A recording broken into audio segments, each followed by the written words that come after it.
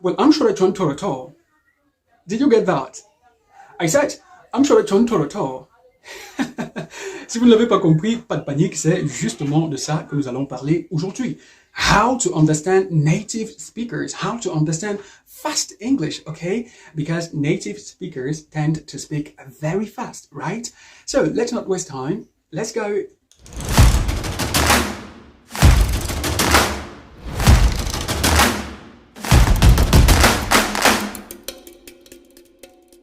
Good day, my dear friends all around the world. If it's your first time on the channel, do consider subscribing right away in order not to miss any of my upcoming lessons as I upload them every single week. Bien, aujourd'hui, nous allons parler de comment écouter des anglophones parler sans grande difficulté. Vous êtes peut-être de ceux-là qui disent « Mais je ne sais pas, je lis l'anglais, je comprends, mais lorsqu'on parle, je suis perdu. » C'est pour des raisons très simples. Alors aujourd'hui, nous allons toucher un aspect particulier qui va vous aider, n'est-ce pas, à résoudre ce problème d'écoute lorsque des gens parlent. Plusieurs choses font que vous n'arrivez pas à comprendre lorsque des personnes s'expriment en anglais, lorsque des personnes parlent relativement rapidement en anglais. Et aujourd'hui, nous allons aborder un des aspects les plus importants à connaître pour résoudre ce problème d'écoute de la langue anglaise. First of all, it is important to know that English, like any other language, is a system of sounds. Okay, so when we speak, we produce sounds, and it is the combination of those different sounds that make sense. Okay, alors il est important, lorsqu'on veut écouter, lorsqu'on veut comprendre, l'important ne doit pas être mis sur l'analyse des mots de façon individuelle, sinon vous serez absolument perdu. Retenez-le, ce qui fait que quand des gens parlent, vous n'arrivez pas à comprendre, alors vous avez un vocabulaire assez intéressant, c'est parce que lorsque on parle, vous essayez de repérer des mots. Voilà, vous essayez de repérer des mots dans le discours et d'essayer de les traduire dans le processus et tout ça, et c'est très compliqué. Ce n'est pas forcément de la manière avec laquelle vous avez appris la prononciation des mots de façon individuelle que vous allez les retrouver dans une conversation en anglais. Non, pas du tout. Considérez par exemple cet exemple. What would you like to eat? What would you like to eat? Alors, il y a beaucoup de cours de prononciation, en tout cas que j'en ai personnellement fait. Et dans un de mes cours, je pourrais vous dire, pour prononcer ce mot en anglais, il faut dire what. Ok? Ce mot en anglais se prononce what. Mais dans une conversation fluide, normale et naturelle, vous allez très rarement entendre quelqu'un dire what. Du genre, qu'est-ce que tu veux manger? What do you want to eat? No.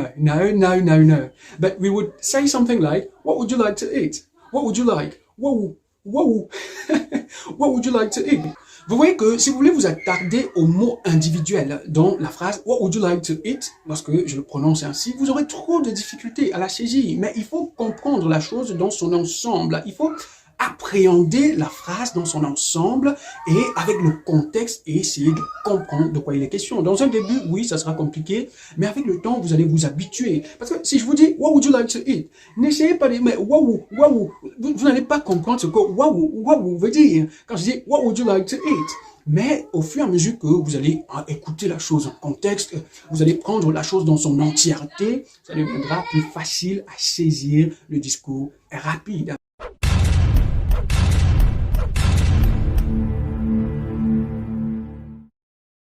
Well, as I told you, today we are going to talk about a specific aspect that will help you better understanding English when people speak, okay? When native speakers speak, when people speak fast. And it is the concept of connected speech, which all has to do with linking words together. You want to know more about it? Let's go. What is connected speech? Well, on a general perspective, when a word ends with a consonant sound and the next word begins with a vowel sound, we generally link the two words when we speak, and this is on a general perspective because there are several types of connected speech. Linking words together. This happens when a consonant sound at the end of a word gets attached to the first vowel sound at the beginning of the following word. An example include an old woman, which would be pronounced an old woman, an old woman. So we can see that N and O are linked together. Number 2, intrusion. Intrusion happens when an extra sound is inserted in between two words. The intruding sound is generally a y, w, or r. Some examples include he asked, which will be pronounced as he asked, with y inserted. Do it will be pronounced as do it, with w inserted, and there is will be pronounced there is, with r inserted. Number 3, elision.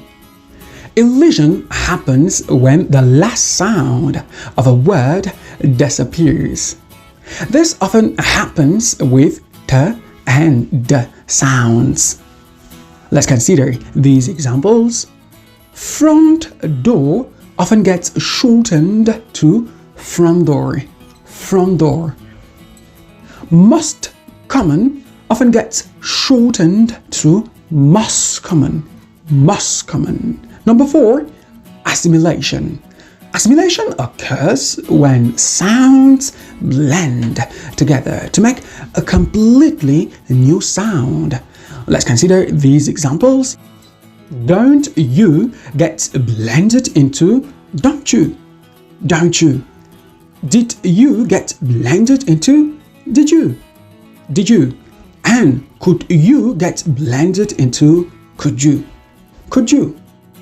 Number 5, germinate. Germinates are a doubled or long consonant sound.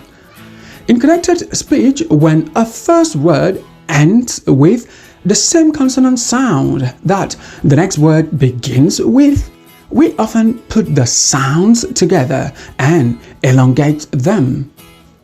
Some examples include social life, which becomes social life, social life. Black coffee becomes black coffee, black coffee.